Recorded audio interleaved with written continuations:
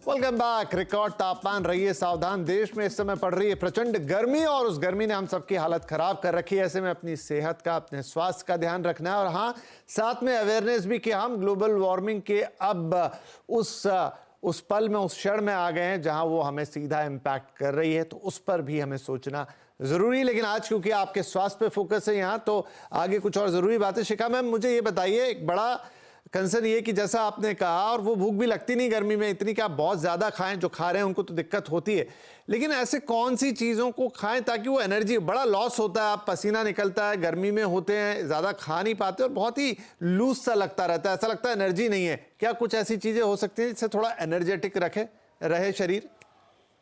जी बिल्कुल। सबसे पहले मैं कहूँगी केला। केला की जो तासीर है वो ठंडी है और वो एनर्जी ही देता है और बहुत अच्छा है अगर समर्स में आप बच्चों को भी केला खिलाएं और खुद भी जैसे बाहर निकलने से पहले केला खाएं।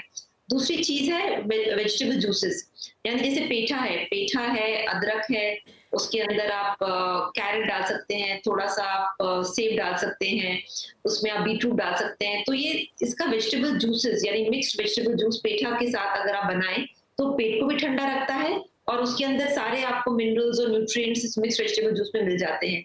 तीसरी चीज जो है, कोकोनट की जो मलाई होती है, यानी जो कोकोनट आप खाते हैं तो उसमें अंदर एक मलाई भी होती है, वो अपने आप में बहुत ठंडा रखती है पेट को और साथ में उसमें बहुत एनर्जी होती है।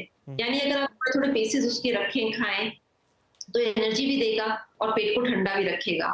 फिर जैसे जौ का सत्तू है, तो जैसे आप बाहर कहीं जा रहे हैं तो सत्तू तो वैसे लोग रखते भी थे, यानी उसका एक अच्छा सा बना के ड्राई पाउडर, उसके बाद जहां टाइम मिले तो उसको छाछ में या लस्सी में मिला के उसको पिया जाता था। तो एक तो वो ठंडा रखता था पेट को और एक थोड़ी सी न्यूट्रिशन वैल्यू भी उसकी काफी अच्छी है। चने का सत्तू यानी चने जो है वो डायबिटीज के लिए भी अच्छा है और पेट के लिए भी बहुत अच्छा है। तो चना आप स्प्राउट करके खाएं, चाहे उसको चने के सत्तू में खाएं, चाहे उसको बॉईल करके हल्का सा उसमें चाट मसाला वगैरह, टमाटर और ये सब काट के उसको वैसे खाएं। देन पोहा, जैसे चावल पेट को ठंडा रखता है, तो अगर आप पोहा खाएंगे तो पेट को ठंडा रहेगा। और मैं सजेस्ट करूंगी कि जब तक ये हीट वेव है, हल्का खिचड़ी भी खाएं, क्योंकि जो मूंग दाल की हल्की खिचड़ी होती है वो पेट को ठंडा रखती है और डाइजेशन को भी बहुत अच्छा रखती है। ओके, तो ये वो चीजें हैं जो आपको एनर्जेटिक भी रखेंगी और साथ में आपको इंटरनली कूल भी रखेंगी, क्योंकि बड़ा इंपॉर्टेंट है, कूल हम रहना चाहेंगे लेकिन एनर्जी के साथ। एट लास्ट क्विकली डॉक्टर जैनामणि, ये बताइए प्लीज कि इस सबसे राहत कब तक मिल जाएगी, कब तक थोड़ा सा टेम्परेचर नॉर्मलाइज होगा, महीना भर या उससे ज्यादा? नहीं, देखिए, अभी बारिश का तो कोई संभावना नहीं है। जो उत्तर पश्चिम भारत में जो होता है, जैसे हम देखते हैं वेस्टर्न डिस्टर्बेंस, तो उसका तो कोई नाम निशाना नहीं है। और जो अभी कम तापमान थोड़ा हुआ, जैसे अगर उत्तर प्रदेश का बात करें या दिल्ली का बात करें, जो 3 से 4 डिग्री फॉल हुआ है लास्ट 2 दिन में, 40+ चल रहा है, लेकिन उत्तर प्रदेश में तो काफ़ी जगह में 40 के नीचे भी आ गया।